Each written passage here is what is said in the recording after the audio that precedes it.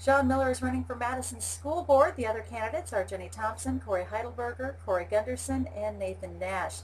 There are 2 seats up for election. You can compare their responses at amazingmadison.com.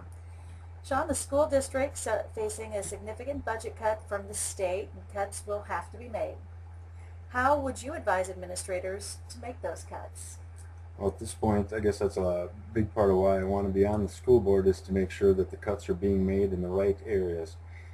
Biggest thing I think everybody needs to remember is school started with, way back when, reading, writing, and arithmetic. I think those core classes are the classes that we need to try to avoid cutting anything from. Anything beyond that, I mean, we have to be realistic. Anything else is a luxury that they didn't have years ago, and it's every year something more gets added. I'm sure there's going to be a lot of unhappy people, but like I say, my objective is to leave the core classes alone, and we're going to have to take the classes from the luxury, or take the cuts from the luxury classes. The high school is in dire need of renovation. Voters rejected a $16.9 million bond issue. How would you like the board to address the problems of handicap accessibility, lack of space for new programs, and program areas that are just flat worn out because they're over 40 years old? The high school, I mean, that's a major project. It does need renovation. I think no matter who you talk to, anybody that went through those tours, it does need updating. I think a big problem a lot of people had is 3 years ago when they wanted to do this $6 million gym.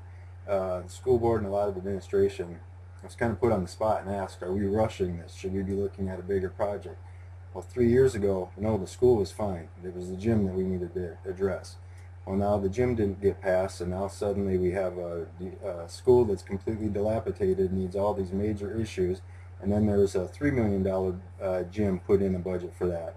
I think a lot of people lost distrust in administration and the school board on this whole project. I think that's the biggest problem. As far as the handicap accessibilities, yes, we do need to do something in the bathrooms in the core area and brighten up the school. I think along the way, though, we got a little bit too crazy, and there's too many things that we want are being thrown into the budget as far as what we really need.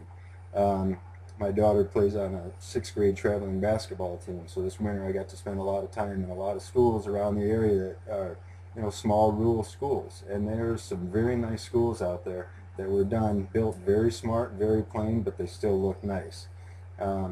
We got to remember that it's not the school doesn't make the students, it's the teachers that make the students.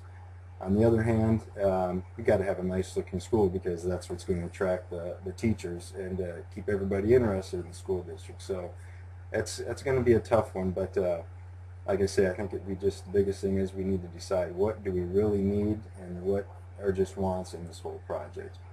Okay. Final question. Some schools are asking the High School Activities Association to cut the number of games for athletic seasons. The Athletic Association says, oh, that's really up to school boards. What is your opinion about cutting extracurriculars to save some money, either in fuel costs or other costs? It's a scary thing, and a lot of coaches, I know I'm not going to make friends with anybody on this one, but I mean, it is something we need to address and consider, especially with gas getting as expensive as it is. I mean, that's a major expense on school districts, what we spend traveling. You look at the other side of it, people say you need the athletics that brings so much business to the towns when we do these games. Well, yes, it does, but is that really the school district's problem to make sure that the town's making money? I mean, our bottom line as a school board is to protect one thing, and that's the school.